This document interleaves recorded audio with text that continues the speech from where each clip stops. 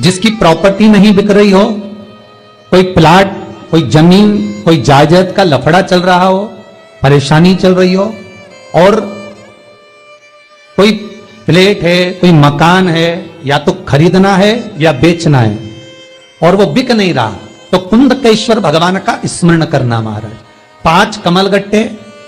5 हल्दी की गठान, हल्दी की गांठ और 5 कमलगट्टे। अगर किसी प्लाट को, फ्लैट को, जमीन को बेचना हो तो कुंदकेश्वर का नाम लेकर 5 कमलगट्टे, 5 हल्दी की गठान, कुंदकेश्वर का नाम लेकर उस जमीन में, उस मकान में, उस फ्लैट में डाल दीजिए। वो जमीन, वो फ्लैट, वो मकान जिसको बेचना है वो 3 महीने के अंदर बिक जाता है। कुंदकेश्वर का भगवान शिव के कुंद। और कोई वस्तु हमें खरीदना है, कोई मकान, कोई जमीन, कोई जायदाद हमें खरीदना है और वो मिल नहीं रही है, आप बहुत प्रयास कर लिए, तो महाराज 5 कमलगट्टे के साथ में 5 लौंग, 5 कमलगट्टे और 5 लौंग, कुंदकेश्वर का नाम लेकर जो चीज हमें खरीदना है, जो प्राप्त करना है, वहां पर डाल दिया जाए महाराज। 3, 3.5 या 4 महीने में वस्तु हमें प्राप्त हो जाती है। कुंदकेश्वर, कुंदकेश्वर का स्मरण एक और चीज के लिए होता है, वो भी ध्यान कर लें। जो बच्चा बुद्धि से विकलांग हो, मतलब उसको शुद्ध ना रहती हो, कोई एकाग्रता ना रहती हो, पढ़ाई में मन नहीं लगता हो, या बुद्धि से जो कमजोर हो, चाहे वो बच्चे हो, चाहे बच्चियां हो, चाहे बड़ा व्यक्ति हो, अगर बुद्धि से कमजोर है, विवेक से कमजोर है,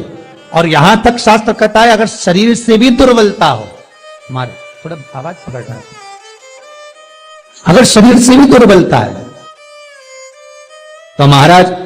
भगवान शंकर पर माखन का लेपन कर कर, माखन जानते हो ना, मक्खन, भगवान शंकर पर मक्खन का लेपन कर कर उसको डब्बी में भर लिया जाए और उस मक्खन को 11 दिन तक भोजन प्रसादी में, भोजन के साथ में देना प्रारंभ कर दो, कुंदकेश्वर का नाम लेकर। पर यह मक्खन केवल प्रदोष के दिन चढ़ता है या शिवरात्रि के दिन चढ़ता है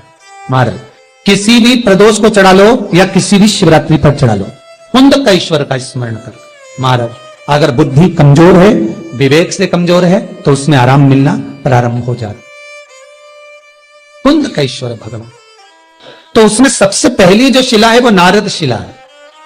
आप अगर कभी बद्री विशाल जाएं, बद्रीनाथ जी जाएं, तो वहां के पंडा जी से पूछना कि नारद शिला कहां है। जिस नारद शिला के पास में खड़े होकर मात्र 7 दाने चावल के छोड़ देने पर संपदा कभी घटती नहीं है, वो नारद शिला सुख की राशि है हमारी। दूसरा नरसिंह शिला, नरसिंह शिला का वर्णन आपको पहले भी करा कि भगवान नरसिंह को जब क्रोध आया, शंकर भगवान ने शरंभ पक्षी का रूप धारण कर अपने पंजे पर उठाकर भगवान नरसिंह को अलकनंदा नदी में ले जाकर डाला था, अलकनंदा नदी में फेंका, तो वहां भगवान नरसिंह शिला के रूप में विराजमान हुए। जिस व्यक्ति को बहुत क्रोध आता है, बहुत गुस्सा आता है, एक कॉइन, सिक्का, उस पर मोली लपेट कर उसका नाम बोलकर नरसिंह शिला पर फेंका जाता है, जिससे क्रोध शांत होता। 12 शिला, ये वो शिला है महाराज जिस व्यक्ति